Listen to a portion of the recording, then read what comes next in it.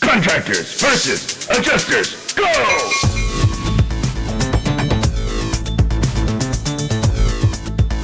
Hello and welcome back to the Contractors versus Adjusters podcast, where we talk to the restoration contractor industry about how to sell their services to insurance adjusters.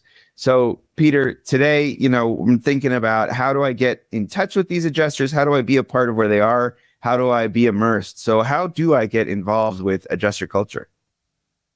Yeah, you need to understand adjuster culture, and how you do that is you're educating yourself. How you do that is by attending their claims meetings, their functions. I mean, every locality in the country has an adjusters claims association, and they'll usually have an annual event like a golfing tournament or a large education event. They'll have monthly meetings where they have an opportunity for sponsorship or involvement, and you'll go there and you'll meet 20 or 30 adjusters generally at the meeting. You'll meet plenty of vendors, but vendors can be helpful to you as well. The other thing is education. And I've said this before, education is like the number one marketing vehicle to put your brand in front of adjusters by offering a 1-hour seminar, webinar. And I knew a contracting firm in Orlando that would hire me periodically to come in and put on a seminar. We would run from like 9 a.m. to 12 noon, and then they'd have a fabulous lunch, a barbecue lunch. And so for 3 hours, we had an opportunity to engage adjusters and agents to provide credit-worthy education that they could use towards their licensing, because especially in Florida, you're required to have continuing ed credits. And this is a way they had an exclusive audience. They could bring in swag and give out prizes to the adjusters and agents in attendance. And they built a credibility for their brand, muscle memory for their brand, and then actually got to press the flesh and meet adjusters that would come to that session. So you've got to understand how adjusters think. Generally people might think, well, adjusters are like used car salesmen. They're so untrustworthy. And I'll tell you what, the insurance company sometimes has earned the reputation that they have on the negative side. But generally speaking, adjusters see themselves as good people that want to be fair and pay what's owed on a policy and not. If something is not owed, they're there to defend, to right. Figure out something that shouldn't be paid. But if they trust you, that'll go a long way. And adjusters can make concessions on claims. And if they know and like a contractor or believe in what you're doing and that you're here with all the right values in place, they will make concessions or listen to you. You'll have their ear, but it all begins with building relationships, and that begins with understanding adjuster culture.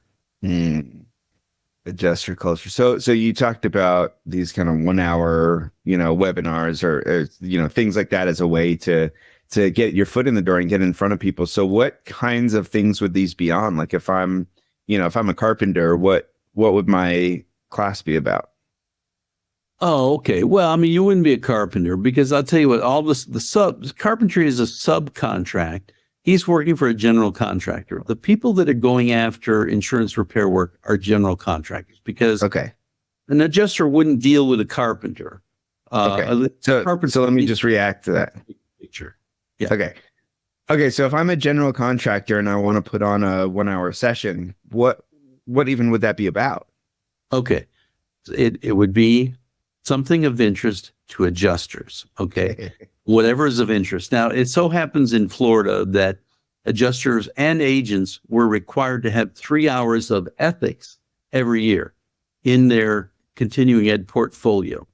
And so we would put on a 3-hour ethics program. It's adjuster or insurance ethics program. And it was a very interesting program. And we would talk about the appropriate insurance related topics that are dictated by the insurance commission. They want certain information reviewed, but then we would go off and talk about ethical dilemmas, which people love to discuss, debate. We'll cite some issues or scenarios. How would you respond to this? What's fair? What's the appropriate thing to do in this scenario? And people would be engaged and talk about that.